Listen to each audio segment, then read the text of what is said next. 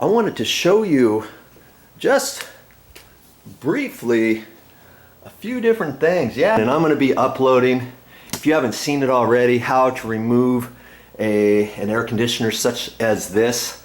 And what I like about these is it comes with a housing. This housing you install first. So when you take it all apart, you take the trim off and you pull the inner guts out, the whole insert I call it. Then you've got just a housing box. You have to unscrew and take that out. That's the kind, you know, when I go and reinstall, I love those kind, because then you can put the whole can, the housing in first. You don't have to, you know, muscle the air conditioner up there all in one go. I hate the kind that's all one piece and you have to lift it up there and hold your mouth just right and bolt it in. This housing, you get screwed in first, then you can take the whole guts, lift it up in there, slide it right on in.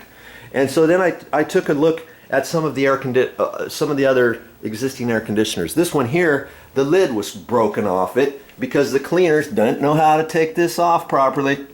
And here, should I show you what they do? I've got to lower the legs on here on my tripod. Boy, I was going to make this a short video. I might have to do a two-parter or something.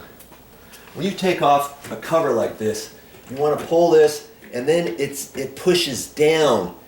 You have to kind of see how it slides like that. If you don't push it down, it's not going to go underneath this edge to where you can get it down this far. See, some people, if they don't get it like that, they're lifting it like this. See, and you know, and then they go and reach this and they pull on this and break off the little arm. So you have to unsnap it right here on the sides, and then make sure it's pushed down all the way, and then it swivels down. It's very simple, but you know, you try to tell that to cleaners and they're constantly breaking those things off. So when I took that old air conditioner off, I took this whole face frame off, this whole trim, mounts with a couple screws in there and stuff, and then that popped off, and then I put the other frame. This trim here was on the other one, so I fixed that, and I looked at the other air conditioner. The other air conditioner was fine, and I also went ahead and I cleaned all the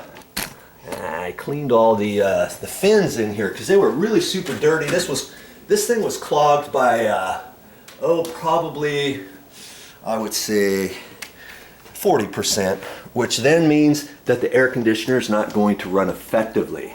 So see, these are the aluminum fins on here, and this gets really super cold, so then the air sucks in there and then it blows out here. But when these get clogged, and you'd be surprised, there's a washable filter here. See, you take this filter out and you wash it, and then you pop it back in. But lots of times stuff goes right through this filter, and you'd be surprised at how much stuff gets blocked up in here. Take a look at yours, because once that happens, when this gets really cold, and then all the dry flakes that get caught on here, then it gets wet, like sopping wet. And then what you're doing, you're sucking the air right through all this mold and gunk on there, and then it's blowing out. First off, the air conditioner is not running properly. Secondly, if you have allergies or eye issues or anything like that, or you smell something funky in your room, it's because this is probably clogged up and it's probably all yucky, and then your air is going through that